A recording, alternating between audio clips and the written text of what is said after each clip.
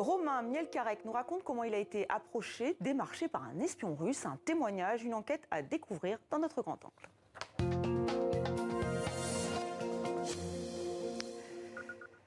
La Russie, nid d'espions, nous allons nous immerger dans ce petit monde du renseignement avec vous, Romain Mielcarek. Bonsoir. Bonsoir.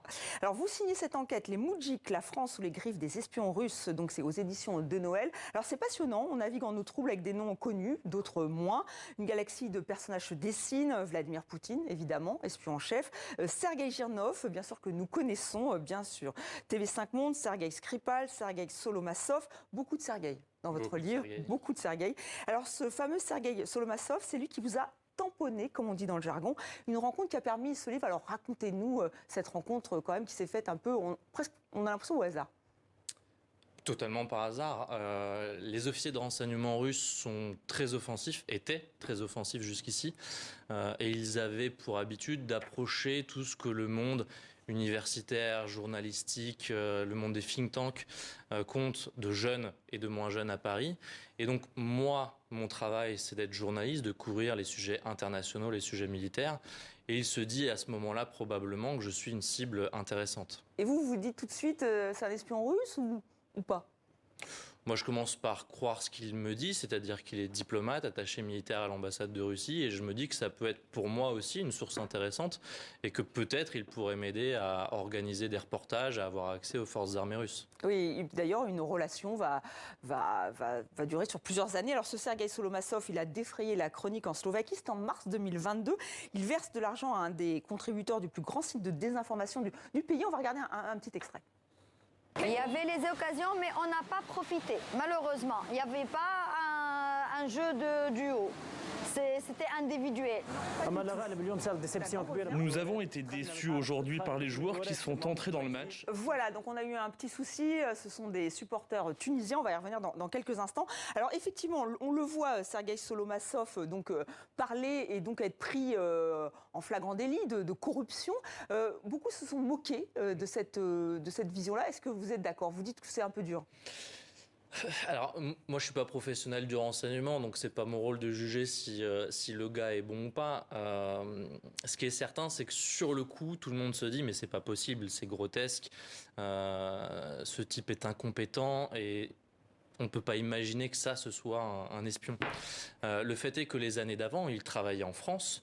Et en France, cet espion, aussi nul soit-il, il a quand même réussi à approcher un tas de gens pour le moins intéressants, et y compris des gens très proches de candidats à des élections présidentielles qui n'étaient pas parmi les moins bien placés. Notamment Jean-Luc Mélenchon.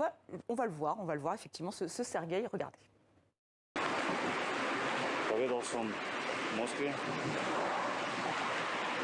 J'ai dit à Moscou que tu es un bon gars,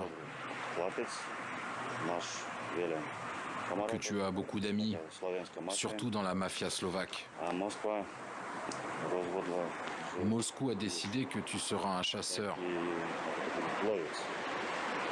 chassant deux catégories de personnes. Les premiers sont les gens que tu connais, qui aiment la Russie, qui aimeraient coopérer,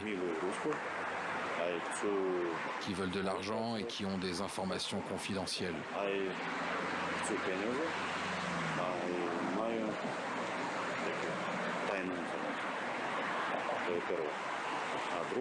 Le deuxième groupe comprend tes connaissances qui envisagent de travailler pour la Russie ou non.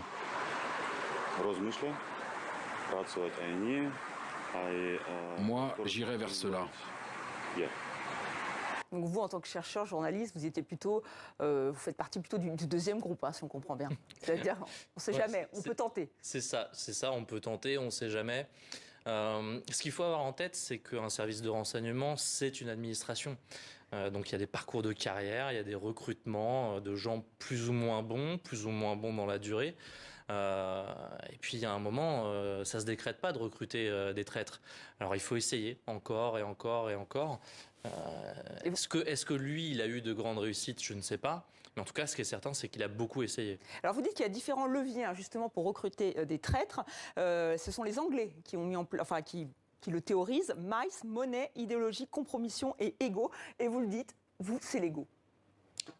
Oui, le fait est que je suis journaliste indépendant, donc si je voulais de l'argent, j'aurais peut-être choisi une autre profession. L'idéologie, en tout cas celle portée par ces gens-là, ne me parle à moi pas beaucoup. La compromission, alors peut-être que j'ai des secrets cachés, en tout cas ils n'ont pas mis la main dessus, donc il restait l'ego. Alors comment ça se passe? C'est beaucoup de flatterie, c'est quand même ce que tu racontes, c'est hyper intéressant, tes analyses elles sont chouettes. Est-ce que tu pourrais me raconter comment tu vois la situation en Ukraine, en Syrie? Moi j'en parlerai à l'ambassadeur, dis-moi. C'est des invitations au restaurant aussi, des cigares.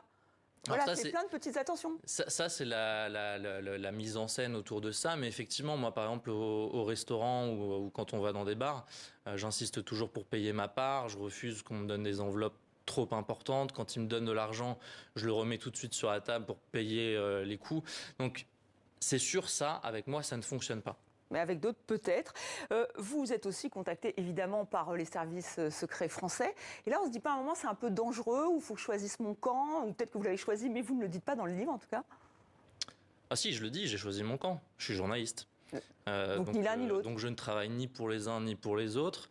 À aucun moment la question n'est formellement posée de est-ce que je sers un service de renseignement. Eux me considèrent probablement les uns comme les autres comme une source. Et sur la question du risque, le risque existe. Moi, de base, j'ai choisi des sujets qui sont des sujets périlleux. Je vais régulièrement dans des zones de guerre. Le risque ici, c'est côté russe, évidemment, les violences physiques. Alors la situation actuelle fait que je suis certainement pas une cible prioritaire pour eux et qu'ils ont d'autres chats à fouetter avec les gens chez eux qui posent problème pour eux.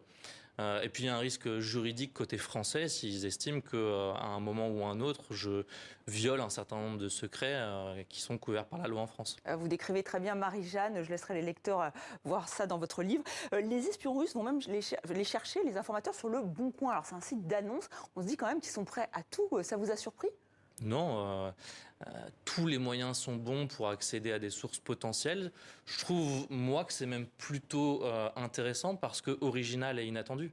Et si c'est original et inattendu, ça veut dire que potentiellement, ceux qui sont chargés de débusquer les espions russes peuvent avoir des difficultés à trouver ce type de canal. Alors vous nous dites qu'il ne faut pas trop rêver à James Bond, qu'effectivement ça peut être aussi un travail assez laborieux de trouver des petites mains, des informateurs, mais n'empêche que vous nous parlez de femmes. Alors c'est vrai que des femmes, il y en a, il y a Anna Koutchenko, Maria Adela Koufeld-Rivera, sont des femmes russes qui ont été donc espionnes, qui, voilà, ça a été prouvé, elles sont quand même presque des James Bond girls. Et vous-même, vous dites qu'il y a un officier de la DGSI que vous appelez Raymond, ce n'est pas son vrai nom, qui dit qu'il y a 4 règles à ne jamais transgresser, les femmes. Et là, donc là, on est un peu quand même dans le roman d'espionnage. Alors, avec la fameuse Natacha. Dans la manière dont moi j'en parle, j'en souris parce que je ne suis pas convaincu que ce soit encore aujourd'hui un outil majeur. Mais dans tous les cas, ce qui est certain, c'est qu'il faut se méfier de toutes les faiblesses potentielles. Et quand on est un homme, les femmes, ça peut être une faiblesse.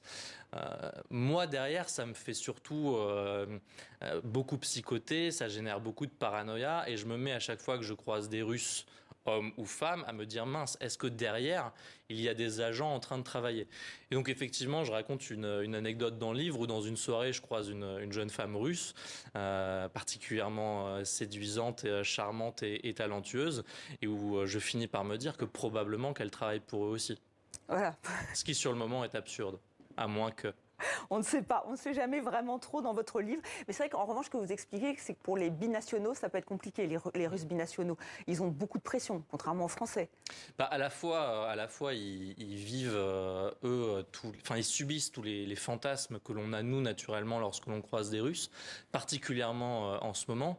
Mais ça veut surtout dire que pour, par exemple, des Russes qui voudraient demander la nationalité et devenir français, même s'ils n'ont rien à se reprocher, potentiellement, la question se pose.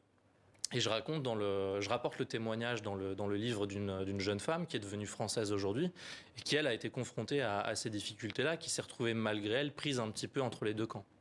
Alors il y a des témoignages aussi justement d'espions russes qui disent que vraiment les Français, a priori, ne sont pas très bons, qui sont peut-être trop naïfs. C'est aussi ce que vous déduisez ? Les Français que j'ai croisés, moi, dans le renseignement intérieur, donc au niveau de la DGSI, n'étaient pas naïfs. Eux se rendaient bien compte de la menace, du danger, l'ont fait remonter depuis des années et des années. Visiblement, ça n'a pas toujours été tellement pris en compte au sommet de l'État. Par contre, les Français en général ont la réputation d'être plutôt médiocres en la matière, mais ça date de la guerre froide. Déjà du temps de la guerre froide, les Français étaient facilement recrutables, si l'on en croit le KGB à l'époque, et il y a eu des fautes en termes de sécurité qui ont été commises par des responsables français qui ont coûté la vie à des gens. Et aussi, il y a une différence de politique. Ça aussi, ça s'explique tout au long de votre livre. C'est-à-dire que Vladimir Poutine, il vient du service de renseignement. Vous dites que c'est la colonne vertébrale de la Russie. Ce n'est pas le cas pour la France, par exemple. Alors, c'est dans les gènes du pouvoir politique actuel en Russie. Au-delà de Vladimir Poutine, il y a surtout dans toutes les élites russes au pouvoir, que ce soit au niveau politique ou économique, des gens qui sont passés par les services. Chez nous, c'est pas le cas. On n'a pas beaucoup de grands dirigeants politiques qui sont passés auparavant par des carrières, ne serait-ce que militaires. Donc effectivement, c'est pas les mêmes cultures, c'est pas les mêmes réflexes. Est-ce que l'un ou l'autre est plus efficace ? Ça se discute. Aujourd'hui, on peut légitimement douter de l'efficacité de la politique de Vladimir Poutine. Et c'est vrai qu'on a été surpris que beaucoup de diplomates russes soient expulsés de France, notamment, mais pas seulement, à 42. Et vous dites qu'en fait, la frontière est floue, c'est-à-dire que les diplomates ou les personnes qui sont présentées comme des diplomates de l'ambassade de Russie ne sont pas des diplomates. Dans l'histoire de la diplomatie et dans l'histoire du renseignement en Russie, le lien entre les deux, il est extrêmement ténu. Eux, ils ont continué d'entretenir ce doute, ce flou, donc ça reste très présent dans leur culture de la diplomatie. C'est moins le cas dans la plupart des pays occidentaux où la rupture est plus marquée. En France, les diplomates et les espions se tiennent à distance les uns des autres, ils s'apprécient même souvent assez peu. Il y a d'autres pays où ça reste très subtil, par exemple le Royaume-Uni, les États-Unis. Les échanges d'informations sont quand même beaucoup plus fluides entre les deux, même si chacun a un métier différent. Alors on apprend beaucoup de mots, malheureusement on n'a pas le temps de tous les définir. Alors compromat, que peut-être vous connaissez, les Siloviki, membres ou anciens membres des ministères de forces russes, des services, Maskirovka, c'est une stratégie qui était déjà utilisée avec Lénine. Il y a la posture du whataboutisme, alors ça, en ce moment on est en plein dedans. Alors le whataboutisme, c'est pas lié aux Russes en tant que tel, c'est la manière dont, lorsque l'on aborde un problème, quel qu'il soit, on va avoir tendance à dire oui mais il y en a d'autres qui font pareil. Et donc dans le sujet qui nous intéresse ici, moi je suis souvent confronté à ce truc de je raconte ce que faisaient les espions russes en France, et on me dit oui mais les Américains font pareil, oui mais les Israéliens font pareil. Alors déjà... encore faudrait-il prouver que c'est le cas. Et si c'était le cas, ça ne change rien au problème initial qui est que les Russes le font. Et donc ça soulève une question à laquelle il faut répondre. Alors juste une dernière question. On devient parano en lisant votre livre. Alors est-ce que vous êtes un espion finalement ? Est-ce que vous nous avez menti lors de ce livre ? Non, moi je ne mens pas. Mon travail c'est de dire la vérité, rien que la vérité. On peut toujours me soupçonner de plein de choses. Après, il faut le démontrer. Et en tout cas, c'est terrible. Vous avez un constat. Vous dites qu'en fait, on cherche, enfin, surtout que ces espions russes cherchent des ratés. C'est terrible. Eh bien, écoutez, merci Romain Mielcarrec d'être venu sur le plateau de 64 minutes. Les Moudjiks, la France dans les griffes des espions russes. Vous aurez compris que je vous le conseille. Merci encore. Merci.